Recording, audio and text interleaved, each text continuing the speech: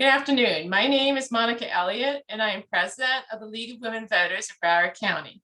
As most of you know, September is National Suicide Prevention Month. We thank you for attending the League's program today entitled Suicide Prevention, How to Save a Life. Deborah Davis and Barbara Markley are co-chairs of our Gun Safety Committee, and they work very hard to organize this annual program. Hopefully, next year we'll be able to do it in person. So today's program will begin with presentations from our speakers, followed by a question and answer session with our panelists.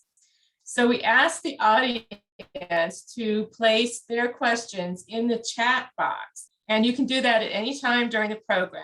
If you have a specific person to ask the question of, please indicate that. And again, we'll be answering the questions at the end.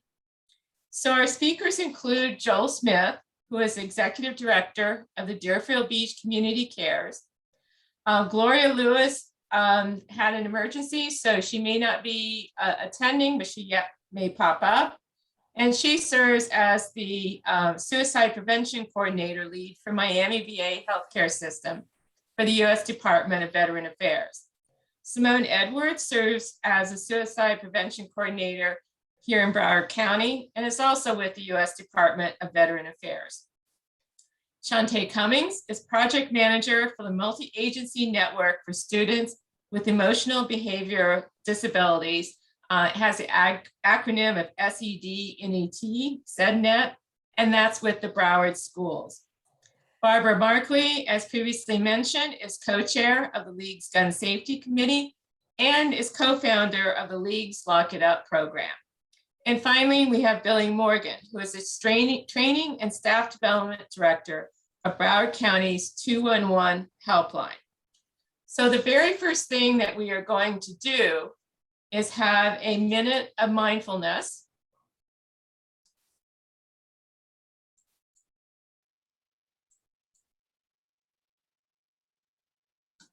Comfortably, just taking a big deep breath in through the nose, out through the mouth. As you breathe in, noticing how the body expands. As you breathe out, just watching the body soften as you gently close the eyes. And rather than the mind leading the breath, allow the breath to lead the mind. Notice the sensation of the breath. Notice it where you feel it in the body. If you need to, you can just gently place your hand on the stomach. And just following that rising and falling sensation. Nothing else to do. Allowing thoughts to come and go. And when you're ready, just gently opening the eyes again.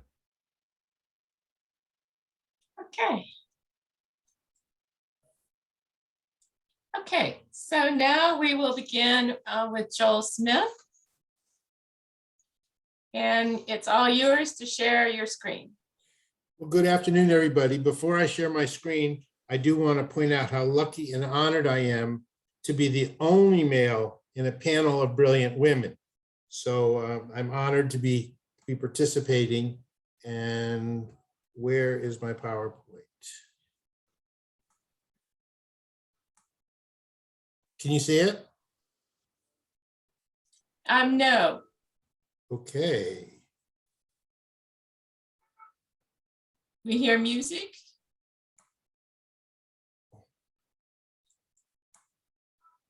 So I'm sharing and I don't see the PowerPoint.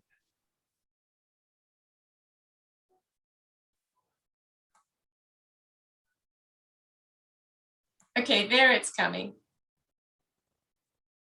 Okay, now I don't see it. Can you see it? Yes. Yes. Okay, great. Great. Sorry. Obviously, you could tell by my lack of hair that I'm not technologically proficient. But I get to set the stage today and share a little bit of background information on why this work is perhaps even more important than ever in our culture. So, well, I guess it would be better if I started. There we go. So, in America, it's important to note that death by suicide is one of the 10 leading causes of death. Pretty shocking and dramatic information.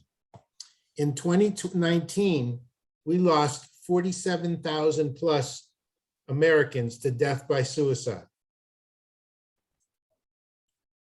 Between 1999 and 2019, in 20 years, the rate of suicide increased 32%. The level of stress in our lives during this period has been so dramatic that the increase has followed, and that's a very frightening statistic. 1.4 million US adults reported attempting suicide in 2019. 3.5 million reported making a suicide plan, which those of us in the field know that that's a serious precursor and one we need to be very alert to. And 12 million adults reported having serious thoughts about taking their own life.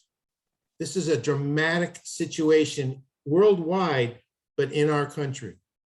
So if the statistics about the human cost weren't enough, the fiscal cost of death by suicide, when you take into account EMT and cleaning up the homes and calls to the 211 services and overdoses and burial, is $93 billion.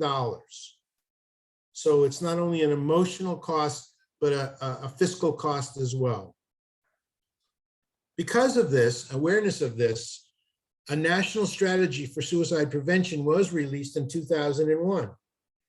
But as I've already told you, the level of risk increased 30%, so that strategy was not very effective.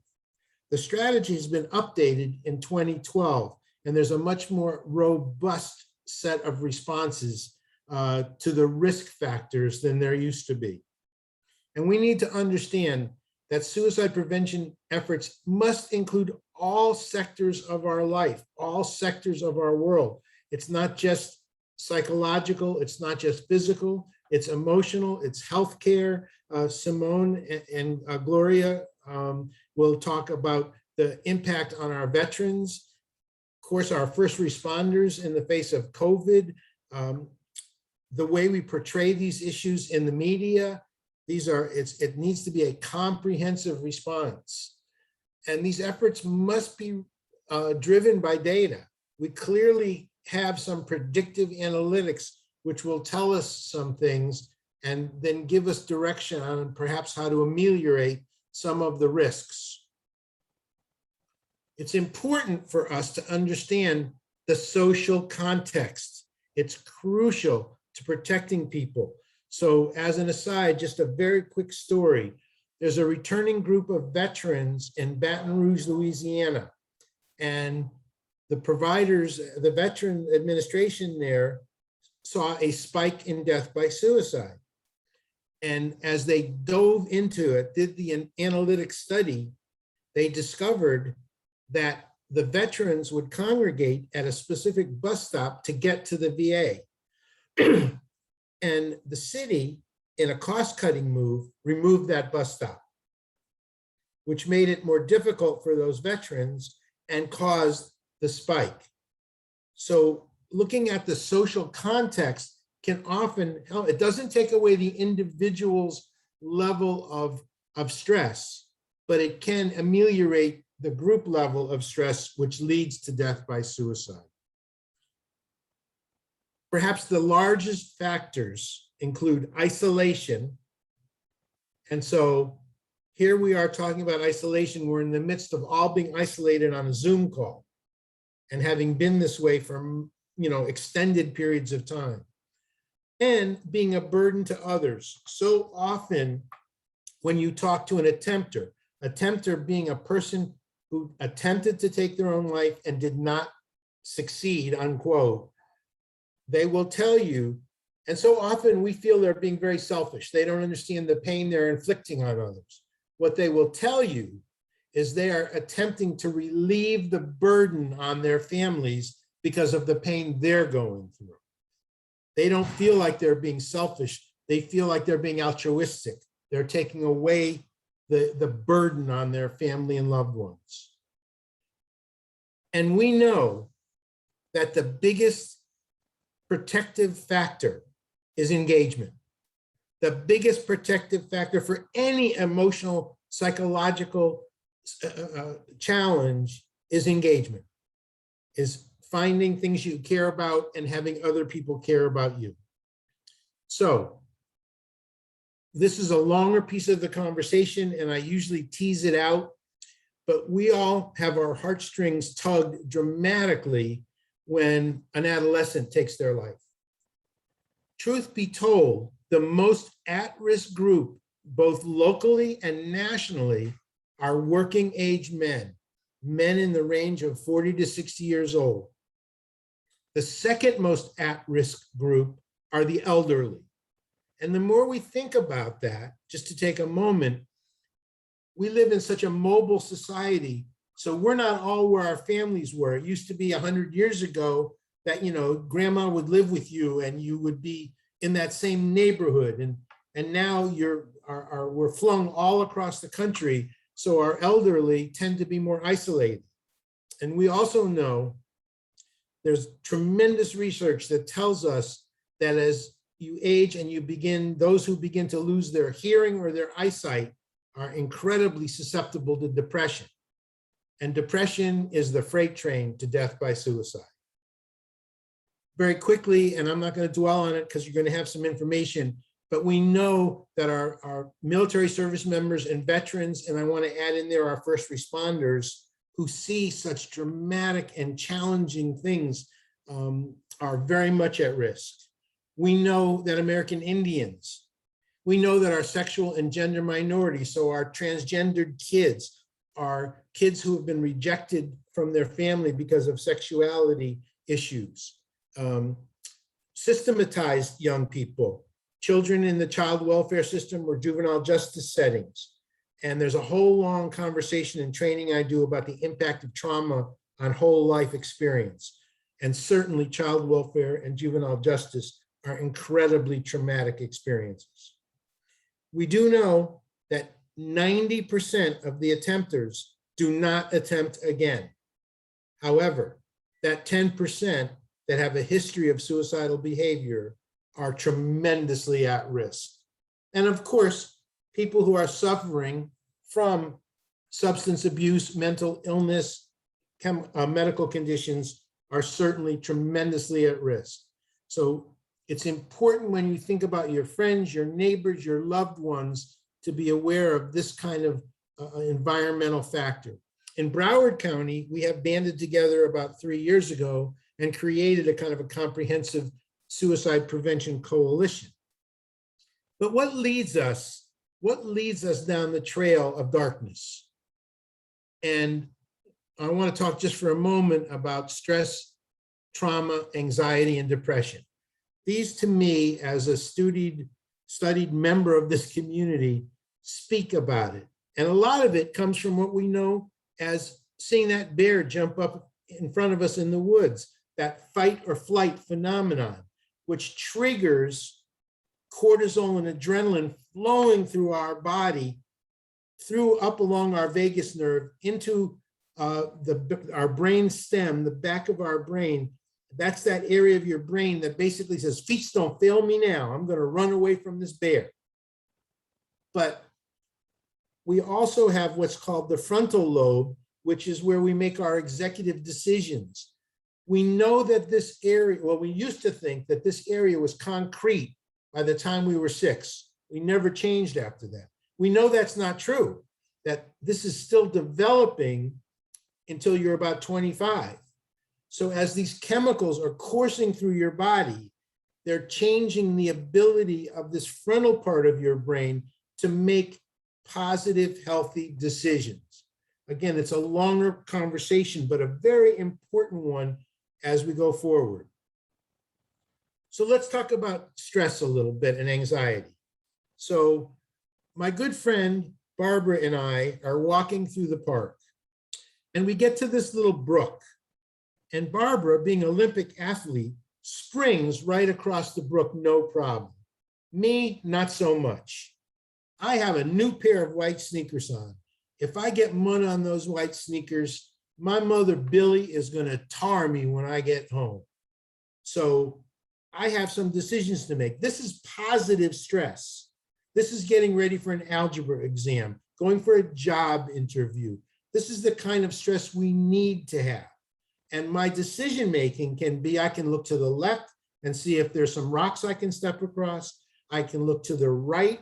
I can see if there's a bridge somewhere. And meanwhile, Barbara, my good friend, is egging me on. Come on, Joel, you can do this. So there's a level of stress there as well. Not meant to be negative, but a level of stress. Now, I can wave at Barbara and say, you know what? I give up. I'm leaving. You go on by yourself.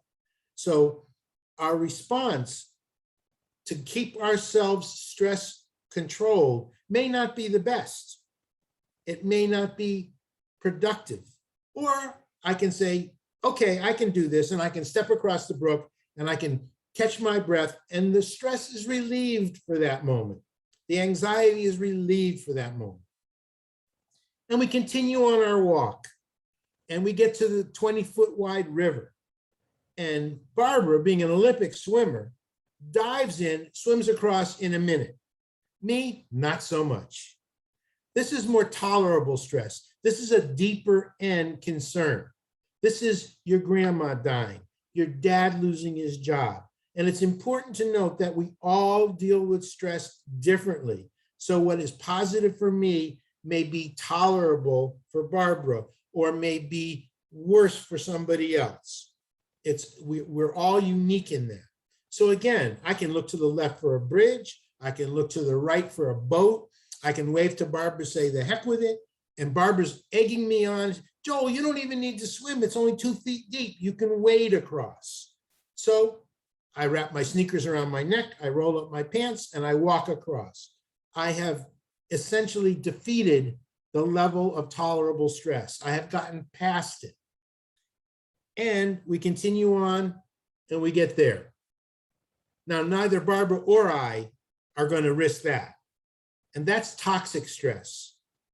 And again, what's toxic for Barbara may not be toxic for me.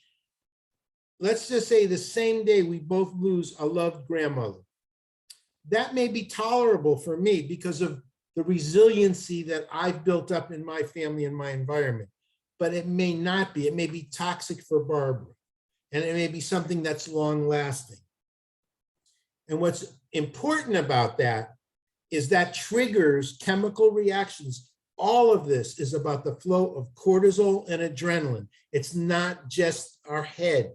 It's not just emotion. So let's talk a little bit about depression for a second. So I've lived in my house for many, many years, and I've killed the front lawn 3 times. So being moderately intelligent, I didn't want to put sod down the 4th time, so I put rocks down. So I have sort of a zero-scape. So let's say I'm driving home and I get to my house and I'm processing my day, whether it be positive stress or tolerable stress or even toxic stress. And that's represented, I get out of my car and I pick up one of the pebbles and I put it in my pocket. And I go in the house, my dog greets me, my wife asks me how my day is. I'm processing it because we're Americans, we're tough. We're taught to tough that out.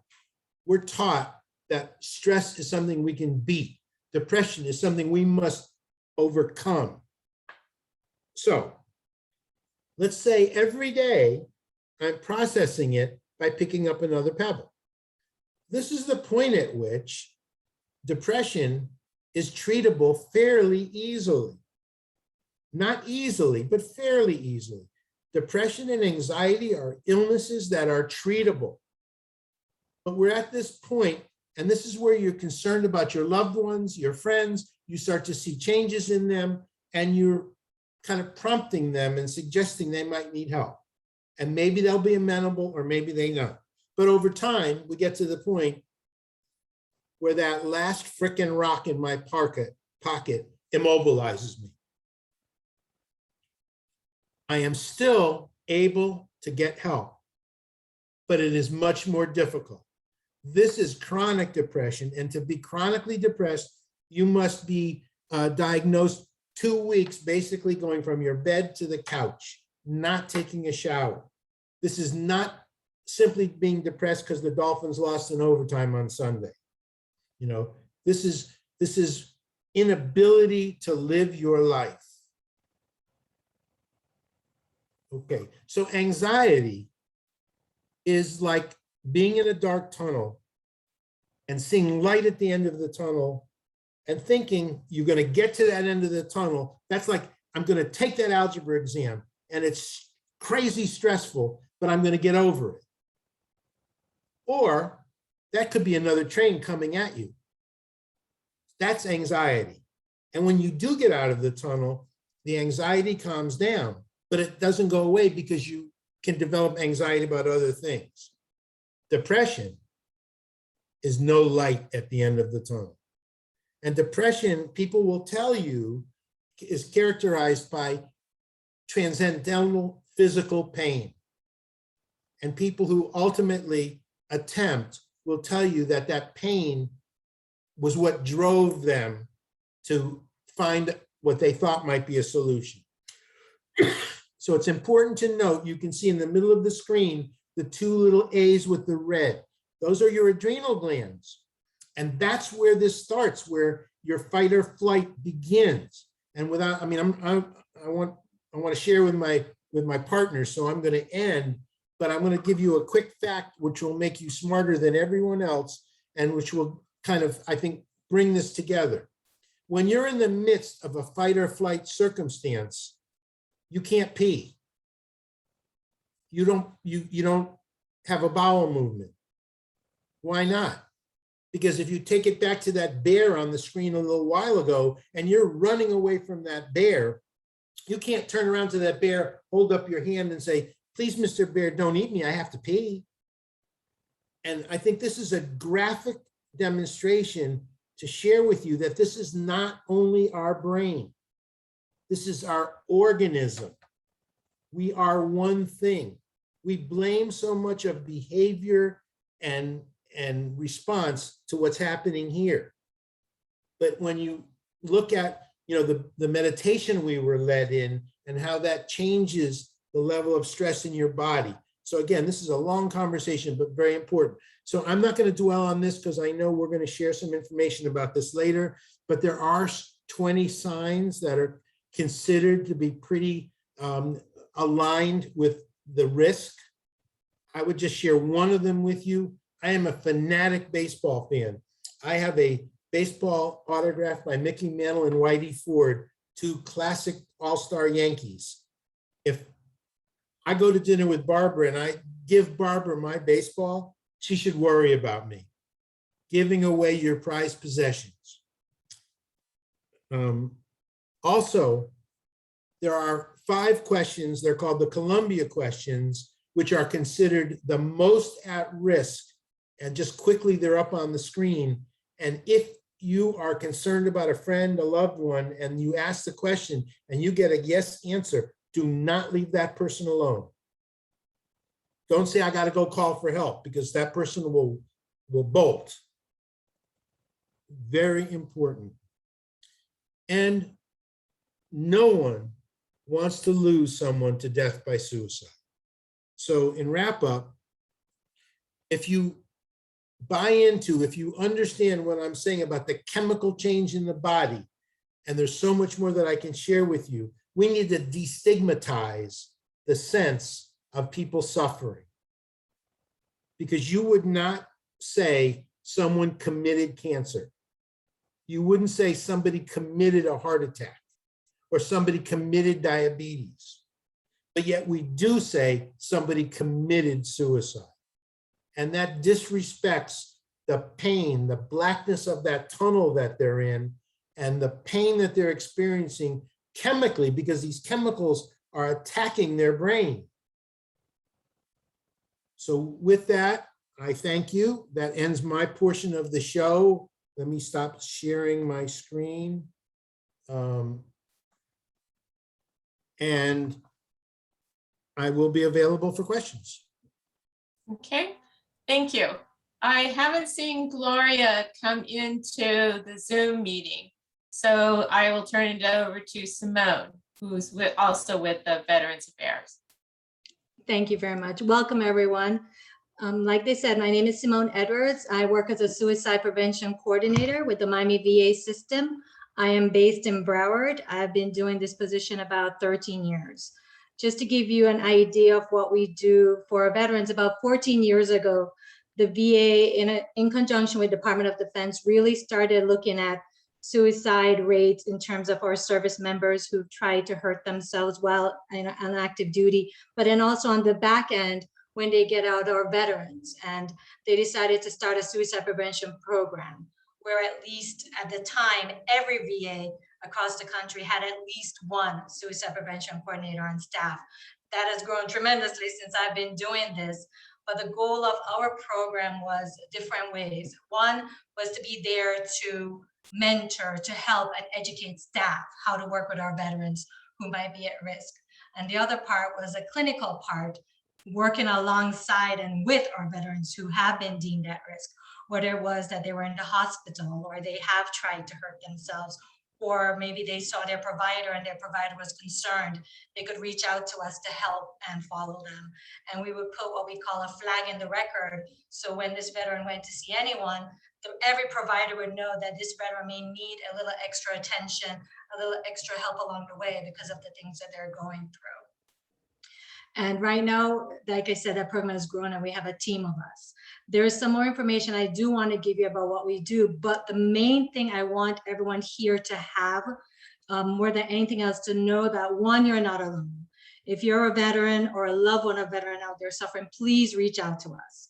If you're a veteran in crisis or if you're ever concerned about a veteran, you can always call our veteran crisis line. And that number is 1-800-273-8255, which happens to be the National Suicide Prevention Hotline, but you have to press 1 to get to the call center that's run through the VA. And so you understand what happens when you press 1, that call center is run by VA and it's linked to our system. So if a veteran calls or a loved one of a veteran calls, the responder will get the information and they can send out to any VA for the nearest VA to reach back out to you to assist. So that's why a lot of times I like to give out the number, but I always say, remember, if you're a vet or a loved one of a vet, press that 1 and you'll get to that VA call center. And that way you can get linked in. It also serves, for any veterans out there, like Joel said, there's many risk factors that lead into suicide. If we have any homeless veterans, or that call sign also serves as our homeless hotline, in that every VA has a team of homeless social workers that work with our veterans and outreach to them. So if you ever call and you're homeless, they will route that call to another part within that call center where someone will reach out to try to assist with the history of homelessness. So that's just our veteran crisis line is one of the main things that we started that has proved to be tremendous for our veterans because it is a national hotline. And so any veteran can get help anywhere. We've had loved ones call. We've had hospitals call to say, hey, we have a vet here. Like Joel was saying, preventing suicide is not just about, hey, the VA, we're going to take care of our vets.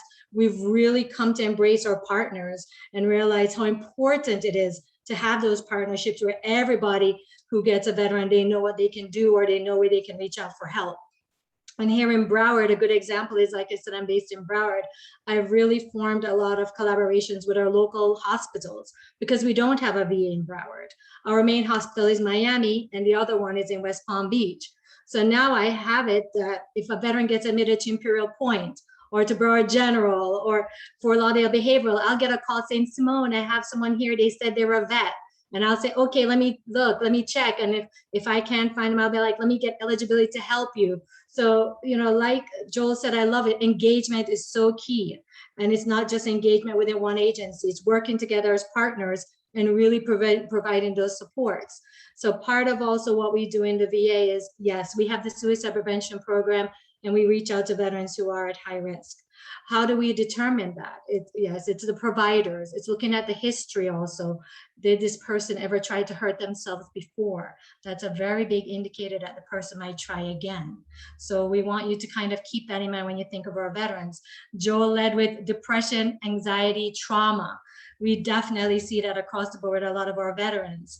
I know a lot of time people think, okay, that's they expect that with a veteran who may have went to combat, but we actually see that with a lot of our veterans who've never been to combat.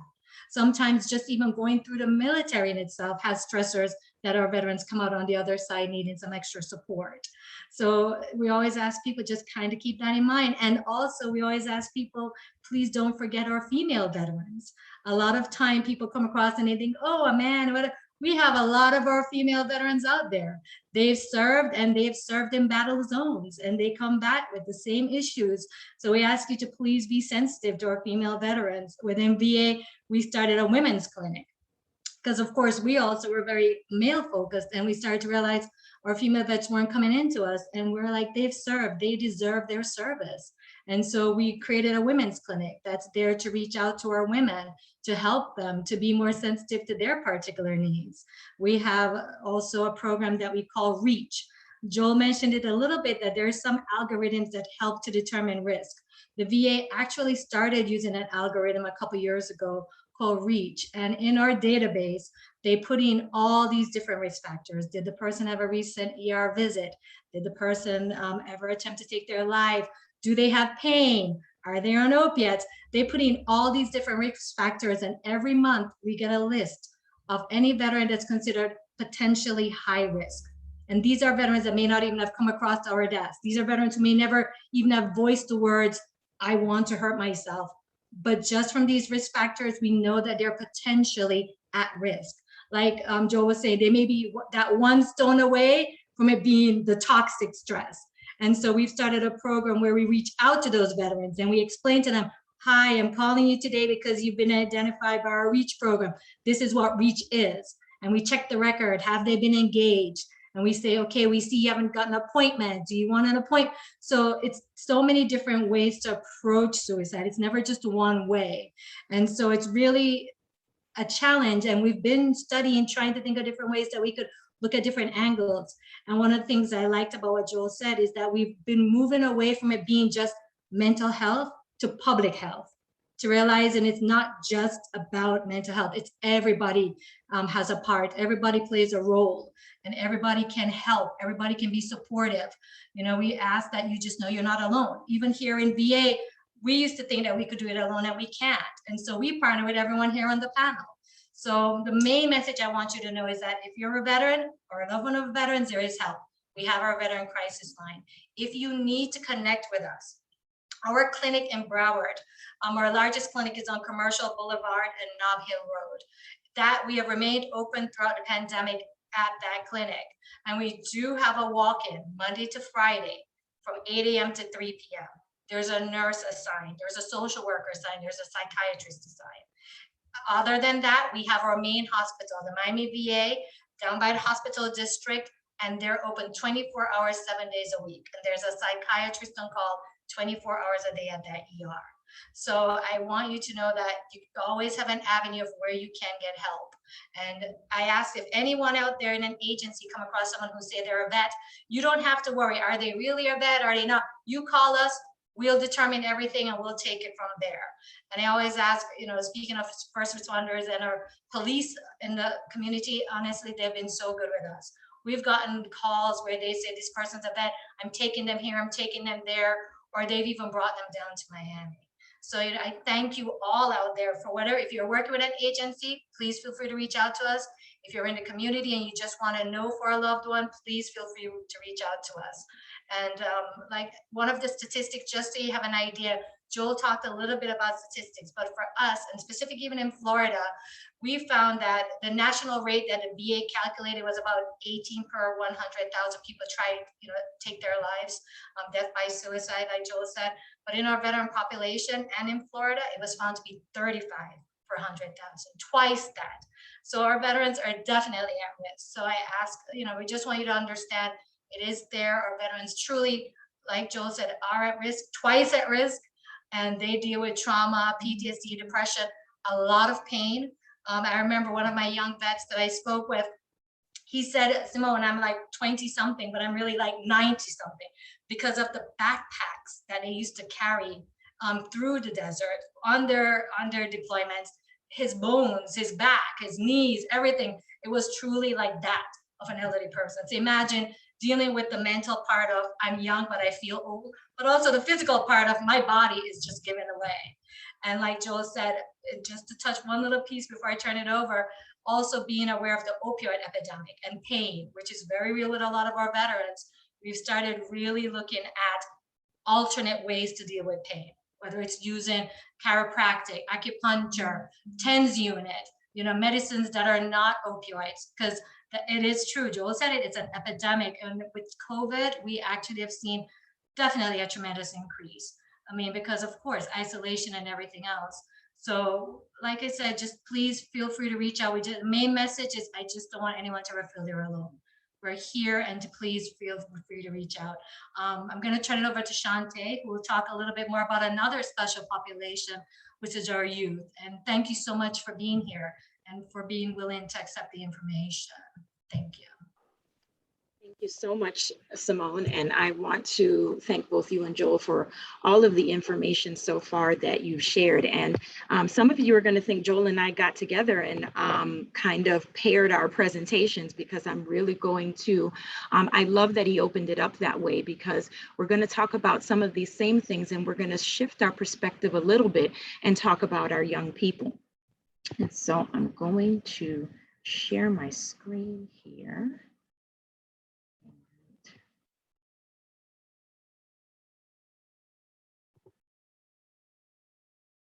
These presentations have ways of disappearing right when we need them. Okay, and I think I need to swap my display, do I? Yeah, okay. Okay, are we good? Yes, you are. Awesome, thank you so much. So we're going to jump right into it. And I think to give us perspective, we need to share some statistics as it relates to young people. There was a time when people thought that suicide prevention was not something that we talked about in young people, but we absolutely do.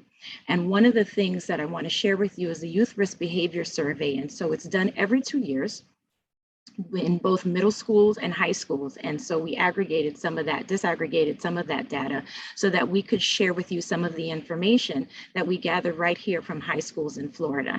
And take a look at some of these statistics. And this was reported, this information was collected in 2019, but the report came out just last year.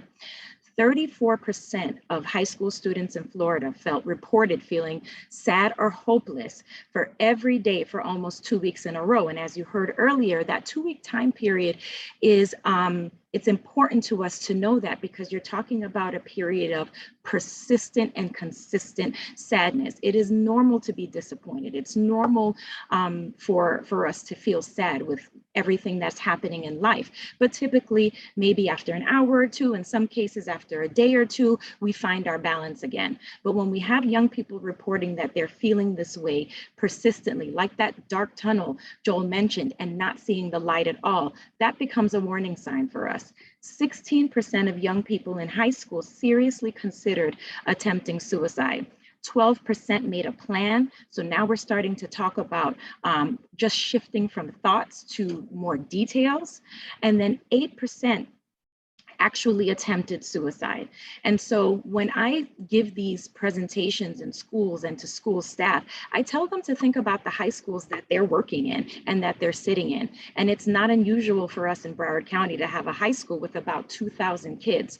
So when you turn those percentages into actual numbers, and you think about the fact that 8% of our children have reported attempting suicide, when we're in a high school of about 2,000, we're talking almost 200 kids in one building who need our support. And that's just attempt. That doesn't even cover what we're students who report ideation.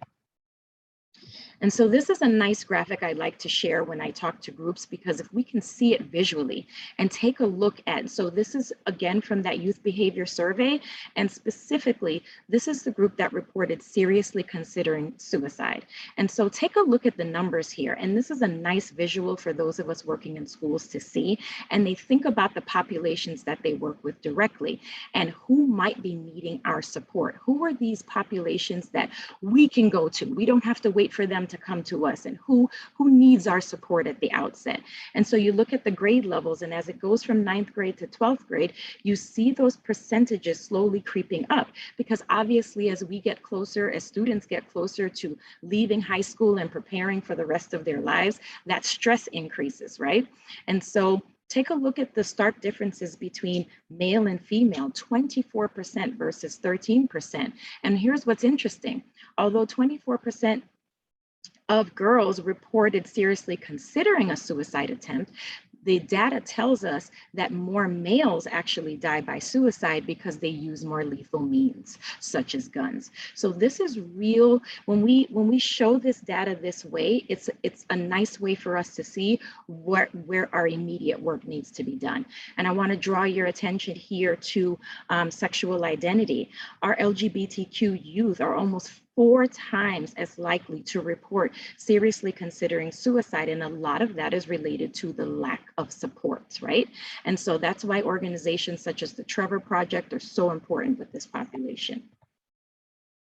And so a little bit more data here. I want to show you the difference between our younger students and our older students. From elementary to secondary school, death by suicide in elementary school is ranked the 10th cause of death. And as children get older, it has moved up to the 2nd cause of death. That's a startling number for us when we think about the county that we live in and how many kids that we have. And with our younger students, usually the associated mental health diagnosis is ADD, ADHD, commonly associated with that impulsivity. A lot of the reasons given have to do with friendship, relationship problems, family problems, a specific recent crisis, and problems in school. And when we shift over to our secondary students, the most common method, excuse me, I need to move as I mentioned, is firearms. Most common mental health diagnosis is depression. And then take a look at the reasons. And a lot of the reasons do have overlap there, but as students get older, now we start to increase those romantic relationships, and that becomes one of the top reasons that students report difficulties. And as Joel mentioned before, as I said earlier, there is a specific relationship between stress, depression, and anxiety. And as adults, we have a tendency, and myself included, to diminish when young people are telling us that they are feeling stress. And so that's a very important thing for us to recognize, that children are experiencing stressors. And the truth is, not all stress is bad. Some stress is good. Some stress can be motivating to pass that test, to win that volleyball game. But when the stress starts to become chronic or excessive or even traumatic, then we start to see symptoms of both anxiety and depression in our young people. And I want to make an important distinction. Not every young person who is experiencing feelings of anxiety and depression are going to contemplate suicide. But what we do know enough about these things that if left untreated, if left unsupported, then our young people can be reporting these feelings. And so what are the sources of childhood stress? What are children stressed about? We talked about the relationship changes earlier. We have students who experience divorce and death in their family, and particularly in the context of the pandemic, which all of the stress that they're experiencing becomes magnified. Think about the last year and a half, the way school looked even in the last year and a half. Many students have overpacked schedules, trying to balance time. We as adults, we experience those things as well, but we're not recognizing that our children are not only experiencing their own stress, but also feeling our stress. And then academic pressures. When we looked at those percentages earlier for high school seniors in preparing for those tests, preparing for those college entrance exams. And these are just a few examples. And so we talk about risk factors in children, and this is just a small snippet. With our younger children, impulsivity and aggression, not having that ability to really think through the consequences to my actions, poor academics, family dysfunction. I really want to draw your attention to bullying behaviors, and it is an increased risk factor, not only for students who demonstrate bullying behavior, but also for students who are victimized in that way. And so oftentimes we are there to support students who are victims of bullying, but we also have to understand that students who demonstrate those bullying behaviors are also needing some support and help. Hopelessness is a major risk factor. The thing with hopelessness is there's this feeling in children that I've got nothing to look forward to. I can't picture myself what I'll be doing tomorrow, next week, next month, next year. And so that's a significant warning sign for us to say, does this child have plans for the future? And as Joel mentioned earlier, previous exposure to suicide, losing a family member, losing a friend to death by suicide. All of these things are risk factors. And not every child who has a risk factor, again, is going to attempt suicide. But what this helps us know, is particularly in the school setting, if we know these things about children, then we can start to have the conversation about what does this child need in order for us to support them. And so our warning signs are a little bit more immediate signs that there's a child needing our support. And so physical symptoms, and remember we talked about anxiety and depression, and those can actually be physical symptoms for children. The constant stomach aches, the constant headaches, fatigue. I say to teachers often, especially when we talk to English teachers, and they get these writings and drawings from students that have these messages that there's a young person who's needing our support. Loss of interest in pleasurable activities, the example Joel gave earlier about giving away his baseball, his baseball paraphernalia as much as he loves it. And so those sudden changes in habits. And so we're not just looking for one warning sign, but really a pattern. And a pattern of behavior that appears suddenly and very, appears different than what we know this child's behavior to be. And listen, particularly when we're talking about adolescents, things can change very rapidly in their lives. And so some of that is just typical adolescent development, and that's okay. But when it starts to become consistent and persistent, as I mentioned earlier, then that gives us a sign that we need to be paying more attention. And as it's been said before, protective factors are so important. Support from adults. One positive relationship that a child has with adults really increase their resiliency.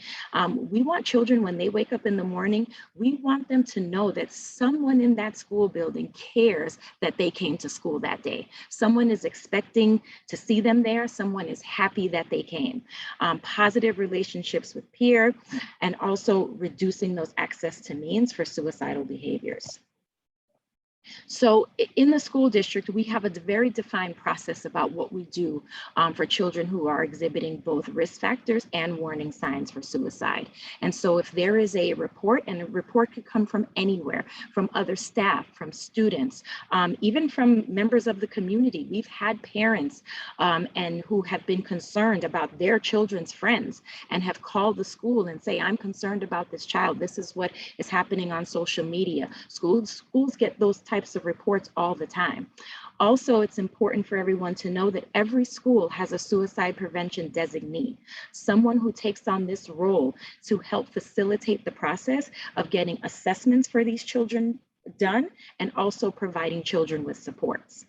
And then in our district, we have well over 700 mental health professionals, and besides our new hires, starting last year, we have a new system, which I'm going to tell you about in a brief moment.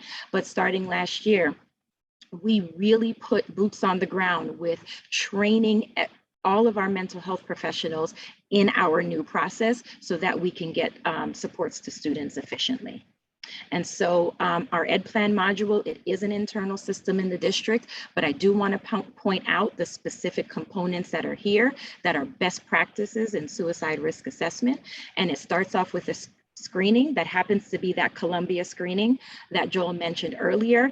And we ask those questions directly of students, and asking the question is really important. And it's, are you thinking of killing yourself? Not, are you thinking of hurting yourself, or are you thinking of harming yourself? Because those are not necessarily the same thing. And so we look into a child, what do we know about this child? Has this child been previously Baker acted? Has this child been previously exposed to suicide? Those things help us gather that information to determine the risk for this particular student. There is clinical interviewing involved, and this is why we train our district mental health professionals to do this. And ultimately, there's a risk determination that allows us to see what level of supports the student needs. And ultimately, it's about safety planning and supports in place, and all of these things happen in our electronic system. And so other supports that we do throughout the school year, and we are so happy to be back in schools face to face to be able to do these things.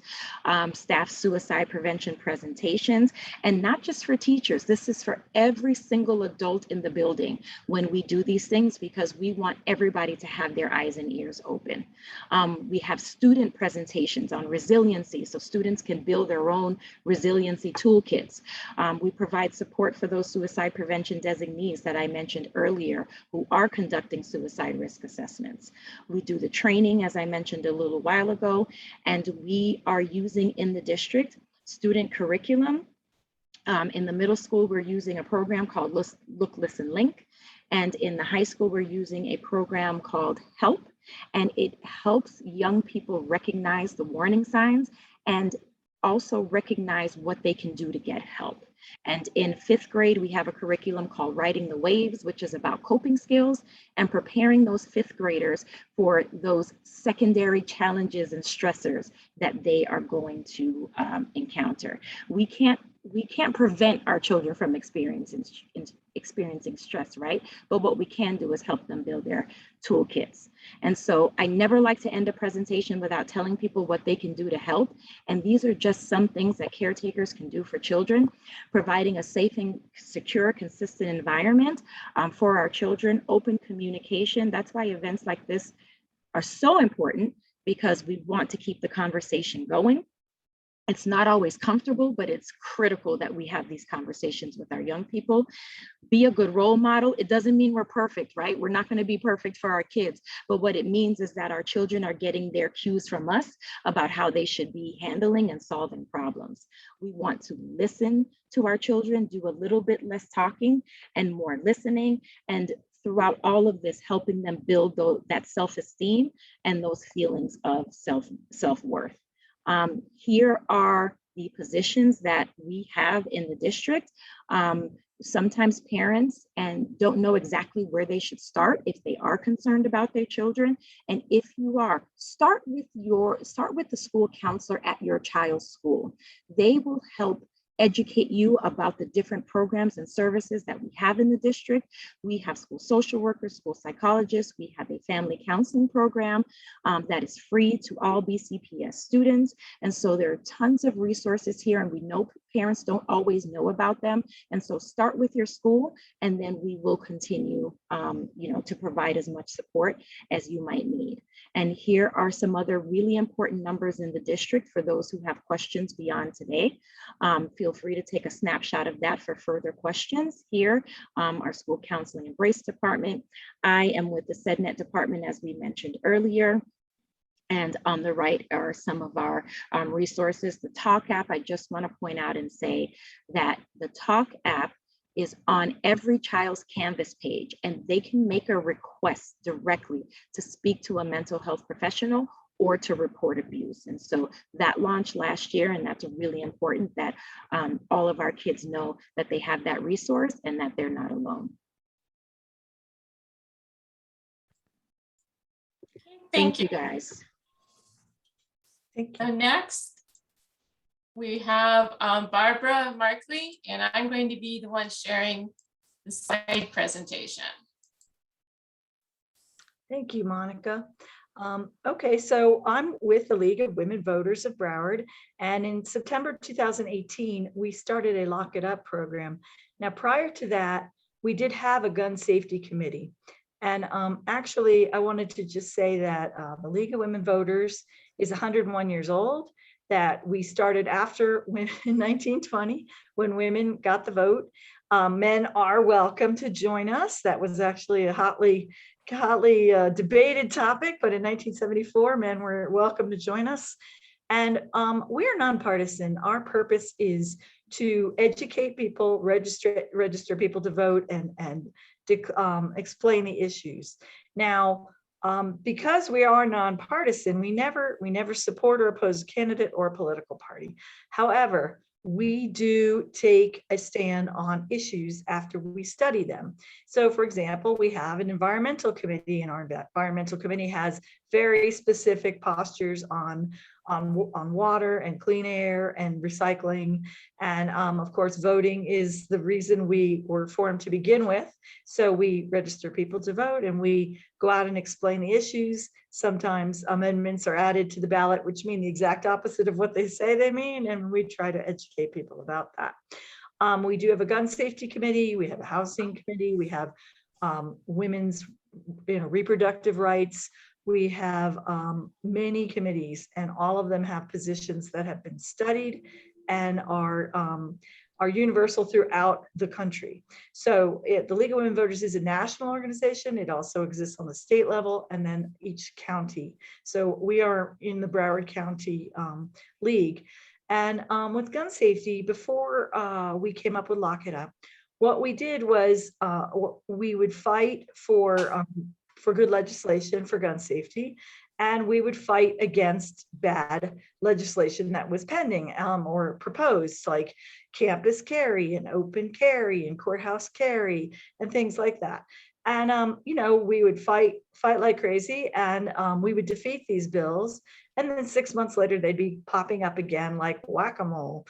And it was very frustrating for me. And I decided that I would rather do something. I mean, we still do the legislation part of it, but that it was really important to me to do something proactive. So I just happened to read an article in the Trace. I do recommend everyone who is interested in gun safety issues to subscribe to the Trace. It is a free daily newsletter. It is excellent journalism, and you can subscribe at thetrace.org.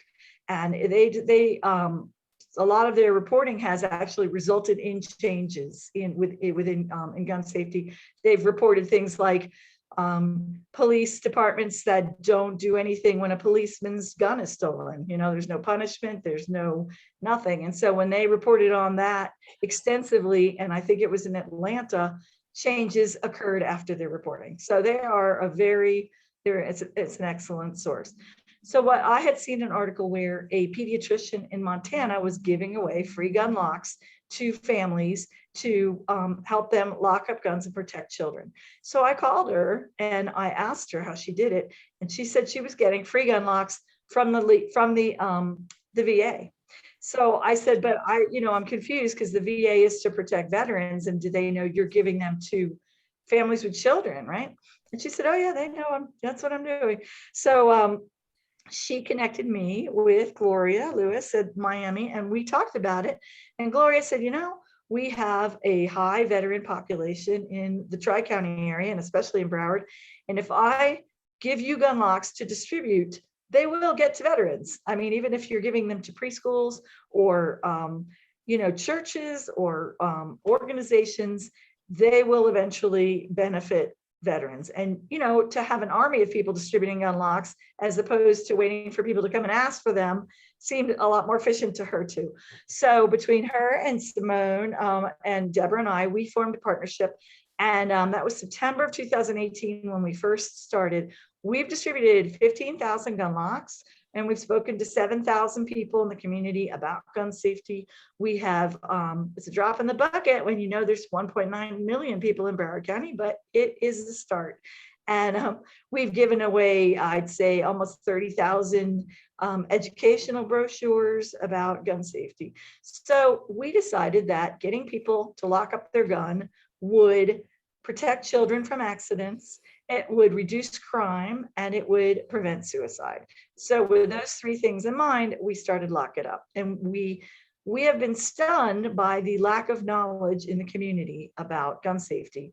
For example, let's talk about, let's keep this slide on, Monica. Sorry, I'm not being very good about telling you about the slides. But locking up guns is critical. Every new gun is required to be sold with a lock by federal law. So it's not the fact that people don't have locks. I mean, I'm going to say used guns are not sold with locks, but new guns are. And the problem is that the people aren't using them. The things that I hear are, well, how can I defend myself? Studies have shown that the chances of you defending yourself with a gun in your home are like the chances of getting struck by lightning while holding the winning lottery ticket. It's just not going to happen. It's more likely that you're going to be harmed by that gun, or someone in your home is going to be harmed by that gun. In fact, having an unlocked gun in your home increases the risk of homicide. It's 2 times more likely there will be a homicide in your home, 3 times more likely there will be a suicide in your home, and 5 times more likely that in the case of a domestic violence situation, there will be a fatality. So bringing a gun into your home is actually making your family less safe. And there are 40,000 gun deaths. That has not gone down, even though that statistic says 2018. But that doesn't include the other 60,000 people who are shot and injured. And 100, that says 1 million people in the past decade have been victims of gun violence. There's 1,700 homicides a year with children and teens, and the economic cost is $280 billion annually. Now, I'm going to stand this slide for a second. Of those 40,000 gun deaths, 2/3, this is the most important thing I think I'm going to say, 2/3 of those gun deaths are suicides, 2/3. So when you look at the fact that every time you look at the news, they're sensationalizing someone who was a victim of gun violence. And then 10 people or 100 people or 1,000 people run out and buy a gun to protect themselves. They are actually making themselves and their families less safe. There were 48,344 suicides in 2018, and the firearms are the most common method, over 50%. But of the people, when you try to die by suicide with a gun, there's an 83% chance that you're going to succeed. So it is the most lethal method. A lot of people, some people take pills, some people, but it's almost guaranteed that it's going to be lethal if you are going to use a gun. So they said an average of one person that's every 10.9 minutes in the United States. In Florida, I believe it's every 2 hours, a Floridian dies by suicide. And the risk is 10 times greater in the United States. And the reason for that is guns. And I have to tell you, we have more guns. We have enough guns for every man, woman, and child in this country. It used to be, now it's more than one. And during the pandemic, this gun sales skyrocketed. And it's just locking up the guns. When someone says, I want to protect myself with the gun, you say, why don't you get a gun, a gun safe that opens up with your thumb? That way, nobody else can open it. And the other thing about the prevalence of guns, I mean, every gun in our community started in the hands of a legal gun owner, and every gun in the hands of an illegal gun owner started in the hands of a legal gun owner who was careless and let it get stolen. In Florida, a gun is stolen every 26 minutes, and those guns are stolen for the purpose of committing crime. And I've had people casually tell me when I go to health fairs and things like that, back when I used to be in person and live, they would tell me, I had a gun stolen. I had 2 guns stolen. And I just think, how do you sleep at night? Do you think about all the people that have been harmed with the guns that you were so careless about? It's like if I said, I had a hand grenade under my bed and someone stole it, but I don't think about it. Right, enough cyanide to kill the country, but I let it get stolen. So besides individually being responsible for not letting your gun get stolen, gun stores are not required to lock up guns. Now, pharmacies are required to lock up the drugs. You don't get to walk into Walgreens, break in, and it's like a candy store. All the drugs are out. No, they are required by law to lock up the drugs. gun stores are not required to lock up the guns. So in a 3-year period, 32,000 guns were stolen. And those guns are used over and over and over again to commit heinous crimes and grief. And so if you are a person who owns a gun, or you know a person who owns a gun, our goal is to educate you. I mean, we can't talk to 1.9 million people in Broward County, but if each one of you knows some things and talks to some people, you can spread the word. I mean, let's say your neighbor has guns and you know that. You may think, well, that's not my concern or my problem. Well, if that neighbor allows those guns to be stolen, your life could be at risk. It's the life you save may be your own. And it's not contentious to say to someone, hey, do you have those guns locked up? It's really important. And everywhere your child goes, you should ask. In fact, I used to ask when my kids were little, and I feel stupid, but I stopped asking when they were in middle school. And that was probably the most important time for me to ask, is there a gun in the house? We do have a PSA about locking up guns. And when we send you the link to this recording, everyone who signed up for this will get the link sent to them. We'll also send you a link to our PSA, which is a 2-minute PSA that was made by high school kids. It won a student Emmy, and it's really powerful about locking up guns. So the first time we did this panel, right, you can't unfire a firearm.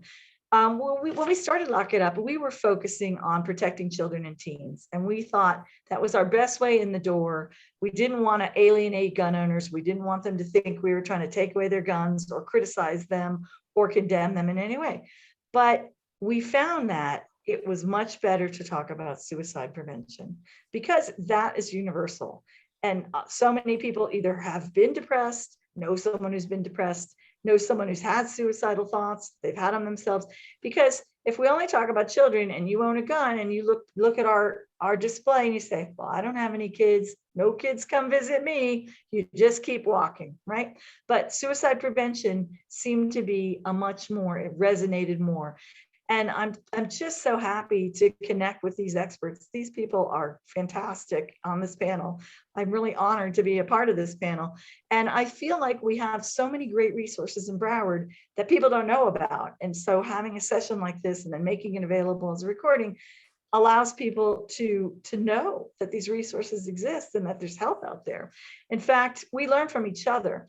The first time we did this session 3 years ago was live. And one of the people on our panel was Thomas Thompson, who was a vet. And he worked with, I don't know if he's still there, with South Florida Institute on Aging. And his job, I mean, he had personally experienced, suicide, loss by suicide of people from his unit, his combat unit. And so they had formed their own support group. And then he became an expert who worked with the elderly and mostly veterans at South Florida Institute on Aging. And so he was on our panel. And about 6 months after we had our panel, I happened to be talking to him about something else. And he said, oh, I meant to tell you that I changed the way I do things after I was on your panel. And I said, oh, tell me why. He said, well, what I used to do was when someone was in crisis, the first thing I did was get them help. And now the first thing I do is get the gun out of the house. I get the lethal means away from the depressed person. And I cannot emphasize that enough. I had a friend who died by suicide. I didn't even know she owned a gun. I didn't know anything. This was 12 years ago. And now I know a lot more, and I want you to know the same thing. I want you to know you have to get those, the lethal means out of the house. The other thing, let's see, just some random things. There's been studies that shown that, well, first of all, there were 90,000 opioid deaths last year. And there is an intersection between depression and suicide and opioid overdoses. And they found that in the cities or states where marijuana had been legalized, that reduced opioid overdoses significantly. Another thing I wanted to point out, just from a social standpoint, Joel pointed out that suicide has been going up 30% in the last 20 years. the minimum wage hasn't been raised in 20 years. And there were studies that showed that you could reduce suicide merely by raising the minimum wage. I mean, a lot of these stressors are financial. So these are things to think about when you're, you know, just as society and what's important in your society. Another factor that people haven't considered is long COVID. Long COVID, there are probably hundreds, thousands, if not millions of people who are going to be affected by long COVID. And if you read any of their stories, some of them are suicidal. I mean, it's the pain, it's the suffering, it's the fact that no one knows how to treat them. Some people don't take them seriously, they're doctors, and they don't see that light at the end of the tunnel. So long COVID is going to be, they said more people are going to end up being affected by long COVID than we have any idea of. And even if you think you've recovered from COVID, months later, you can have, it's like a relapse, but it's different symptoms, and it can be very debilitating. So that's just something to be aware of as well. And then what I would like for the other thing I'd like you to, I think, there was a psychologist who did an informal experiment where he would send postcards to a lot of his patients and say, I'm thinking of you, I hope you're doing well. And he, you know, you never know what effect you're having unless you get feedback. And there was a patient of his who came up to him about a year later and said, the only reason I'm alive today is because of you. I was thinking, no one cares if I'm dead or alive. And then I got a postcard from you. And I know I've had conversations with Simone and Gloria, and they do have a postcard program through the VA where they reach out. So it's just that sometimes it just takes a little thing to reach out to people, and you'd be amazed at the effect it has. And the final thing I read was in London, in England, there's a bridge where a lot of people have jumped to their deaths. And a young girl was contemplating that, and she went to the bridge and changed her mind and went back and put up posters that said, this too shall pass, your life matters, you are loved. And she has, just those signs has kept a significant number of people from jumping off that bridge. So it just shows that you don't even have to physically be there to reach out to somebody. And so the takeaway I would like you to have is from everybody is how to recognize this, you know, all these symptoms, what resources are out there, and how critical it is to get the lethal means away from the person. To even, you may not even know they have them there. You have to find out and have to get them away. And finally, we did a survey where we asked local police departments if they would hold guns if people were in crisis, and many of them said yes. So if someone has a gun in their house and you think they're in crisis, you should call your local police department. I think BSO especially will do it, and they'll hold that gun. So you don't have to hold it in your house if you're not comfortable with that. And they will hold it while the crisis is going on, and then you can maybe get it back afterwards. So that is all I had to say about that. And I am going to turn everything over to Billy. Thank you so much. We've learned a lot today, and I'm here to take it home and just talk about resources and support and how you can get what you need and connect to what's out there. So I'm kind of tying a bow on all of this really important and heavy conversation. So if what I'm going to do is just do a share here of my visuals as well. Should connect it. It should connect, of course. Let's see if it goes. All right, so, well, who I am is 211, the number to call when you don't know the number to call. So let me go ahead and pop in this way, do it the old-fashioned way. You should be able to now see the screen from the beginning. There you go. So, and we are also the ones to, yes. It's not this, your PowerPoint isn't showing up. Oh, okay. Thank you for that. Let me share it again. we are the number. No, the number to call. Thank you. So, and my name is Billy. And so this really powerful conversation is just the beginning of the conversation. You've been here with us for over an hour, and we are just kind of giving you some really key points to be aware of. It's a suicide awareness. This is just the beginning of the conversation. And what we do at 211 is we're a 24-hour helpline. You can always connect to us day or night.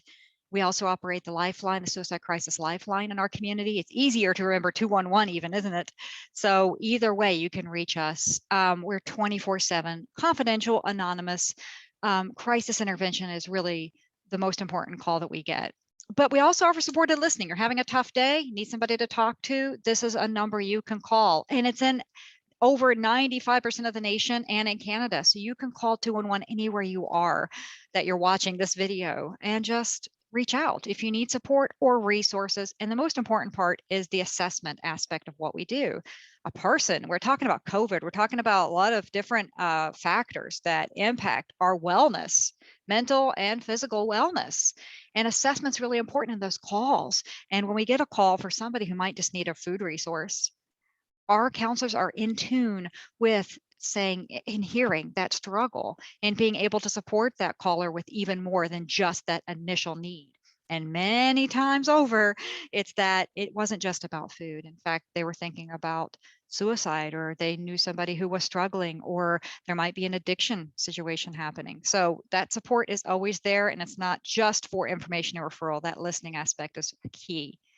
You can reach us in all different ways. You can find us on our website, you can chat, you can call us, or you can text us. And that follow-up, and I know we've talked so much about statistics and things like that, but follow-up save lives. So if you are the person who identifies somebody who's at risk, call them, check in with them. And we really heard so many powerful stories from our experts today. And one part of what we do is that we follow up with a person who might need that little extra check-in to say, you know, I know you spoke to us yesterday, how's it going today? And reaching out, that has statistically shown to save lives, and that advocacy support. So you're not getting connected to that resource. So let's make a call together to them. It is a free service. So tap into it. Or if you know somebody who needs it, make a call together with them to know that this is a resource to get help and support. We're highly trained, multilingual, empathic, and empowering. And that advocacy is so important for all walks of life.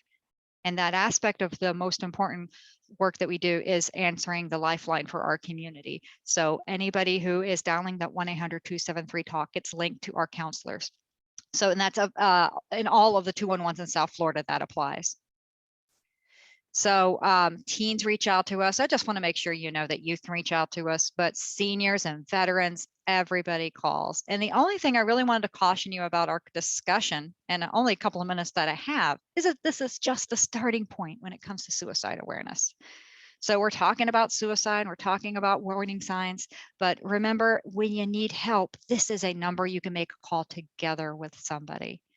So we just want you we want to encourage you to call, text, chat with us if you think somebody's using drugs, needs help, somebody has a mental health concern, trauma. Our community has experienced quite a bit of it over these past few years.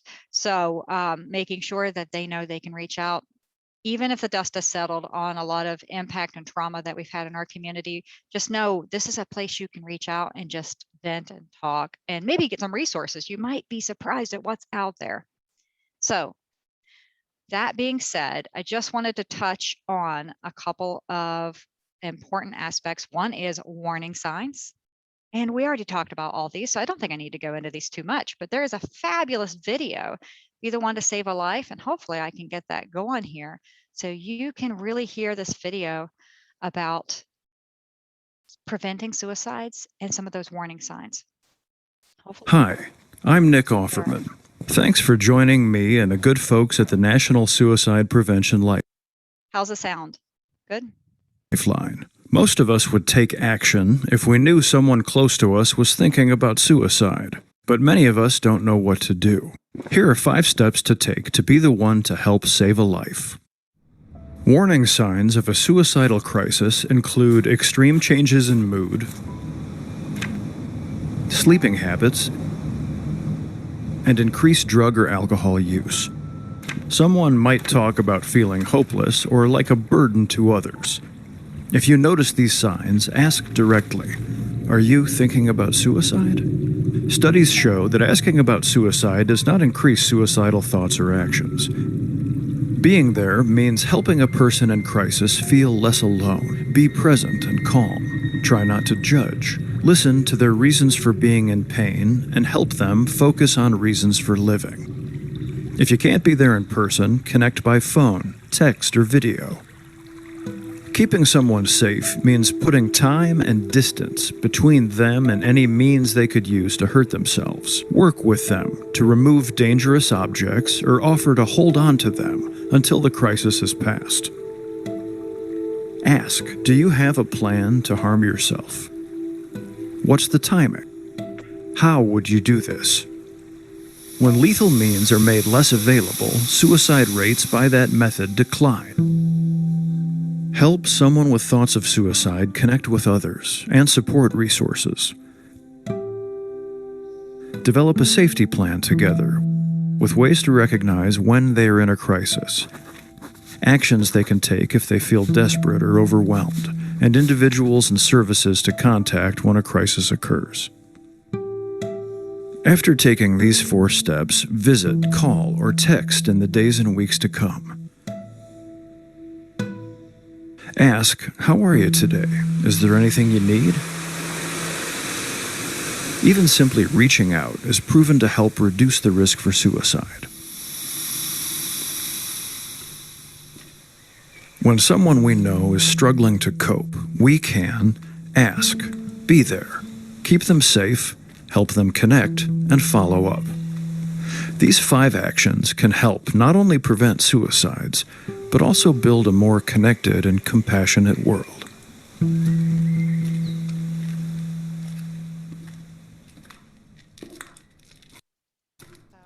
thank you for the attention to that. And it's so important. And that's really the work that I train our helpline counselors to do. So don't feel like you're doing this alone. You don't need to feel that you are the one that is going to be the one to provide that intervention. Leave it to the counselors. If you need to get support, reach out to us. If you're not sure how to approach the conversation, we have many calls where the person's like, I'm not sure. I'm worried about my friend. What can I say? What can I do? We will offer to make a call with them together, with you and them, or just reach out to them individually. So it's really important that you're there and there is hope, and just reach out and connect. So the last thing I will say is that there are so many resources out in our community, and hopefully you can see my screen here. And some these are just the tip of the iceberg on some of the resources you could reach out to for mental health support. Just remember, you can connect to all of these by dialing 211, and we are that first call for help. We are just that first step to connecting to help and hope. And there's our number there. You can dial 211 or a 10-digit number, text or chat with us whenever you need to. And the last thing I wanted to say is thank you. Thank you for being here. Thank you for your time and attention. And I speak for the whole panel and taking that time today. And for our esteemed panelists here, I just wanted to say thank you too for being here and sharing your wisdom, sharing your knowledge. So that last thing, the number to call, when you don't know the number to call, reach out to 211. All of our panelists and the information and resources are just there at your fingertips. So we're here to help you. And we're so glad that you're here today to talk about a pretty heavy subject. So thank you for that. Okay, well, thank you, everyone. Are there any questions from the audience? If you would put them in your chat.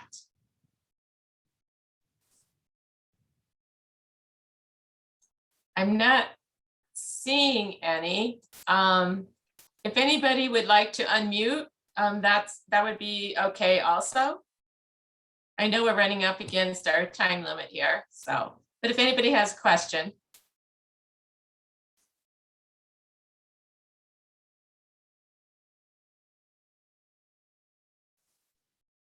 Okay, we talked about a lot, so I guess we covered all the bases. And this is information here in the chat on how to reach us as well. Some of our information is there, and we'll put some resources in our chat then.